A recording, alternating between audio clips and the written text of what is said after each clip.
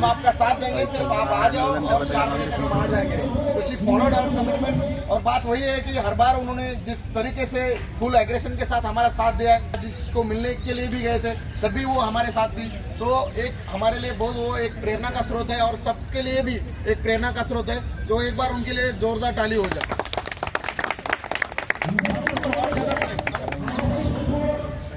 बात वही है कि यहाँ अब जो भी लोग आए तो योगिता जी, हम आपको बताना चाहेंगे कि 3 सुप्रीम कोर्ट का केस हो गया।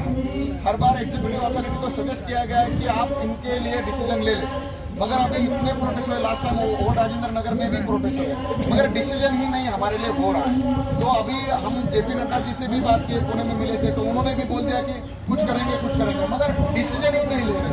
तो आप तो जो भी सुझाव देना हमें, आपने इतना साल काम किया है गवर्नमेंट के अलग अलग डिसीजन के लेके आपने प्रोटेस्ट किए, बहुत ज़्यादा आप एक्टिव रहे हो, आपको जो भी लगे कि सुझाव देना है आप बेशक हमारे लिए बिल्कुल खुल के बात कर सकते हैं और हमें कुछ सुझाव दे सकते हैं।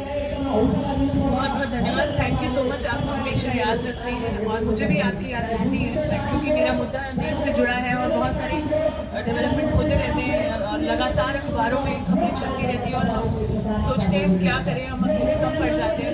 तो मुझे इसीलिए शायद मैं आपसे कनेक्ट में नहीं रह पाती हूँ, पर हमेशा मुझे रहा है कि आप लोगों के साथ जो हुआ वो बहुत गलत हुआ और मैं पर्सनली इस बात को समझती हूँ और मैं मानती हूँ कि आप लोगों को ये मौका मिलना चाहिए और मिलना चाहिए था, और आपकी संघर्ष अभी तक जारी है। मुझे हैरानी है और मुझे दुख भी है, मुझे बहुत दुख है कि मतलब हमारे सरकारें मतलब ये तो एक सेकंड का काम है उनके लिए क्या बड़ी बात है, पर वो स्टूडेंट्स की बातों को बिल्कुल ऐसे नज़रअंदाज कर रहे हैं, क्योंकि आप तो फ्यूचर है, आप युवा हैं, आपका आगे पूरा योगदान है इस देश को बनाने में, और हमारे प्रशासन के कान में बात जा नहीं रही है। तो मुझे लगता है कि कहीं ना कहीं क्या है ऐसा, किसकी आवाज़ पहुंचती है। हम भी यहाँ पे बहुत प्रोटेस्ट करते हैं, महिलाओं के बारे में आवाज़ उठाते हैं, बच्चियों की, छोटी छोटी बच्चियों जिनका बलात्कार हो जाता है, हम उनकी आवाज़ उठाते हैं, पर ऐसा क्या है कि आवाज़ क्यों नहीं पहुंच पा रही है ऐसा। और आपने तो कानूनी रास्ता भी लिया और कानून में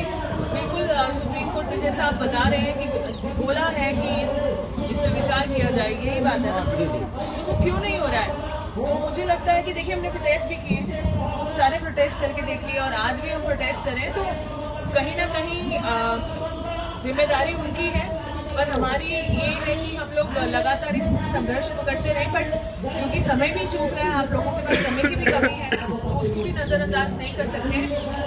सोशल मीडिया मुझे लगता है सबसे बड़ा टूल रहा है आपकी जर्नी में, और वो अगर थोड़ा आप अग्रेसिव और कर दें उसको, आई थिंक सोशल मीडिया को अगर आप थोड़ा और तवज्जो देके उस पर, और आप लोग अभी कितने, यहाँ तो 100 के लगभग थे मुझे बताया गया, पर वैसे आप लोग कितनी संख्या जो अभी भी जुड़े हुए हैं आप लोग? 738 738 लोग, 1000 तो है ना। तो 1000 अगर आप लोग लगातार इसको सोशल मीडिया पे वीडियोस बना के, हर एक की अपनी वीडियो हो, हर एक को पीएम को टैग किया जाए, ये बहुत सारी सोशल मीडिया एक्सपर्ट्स आपको राय देंगे, वो आप कर भी चुके हैं, पर आई थिंक इसको और अग्रेसिव अगर आप कर दें और इसको एक टाइमलाइन दे दें, टाइमलाइन ये दे दें कि हमें इस समय तक रिलीफ दीजिए और रिक्वेस्ट मोड पे बात करके देखें, क्योंकि हमने हर मोड तो अपना के देख ही लिया।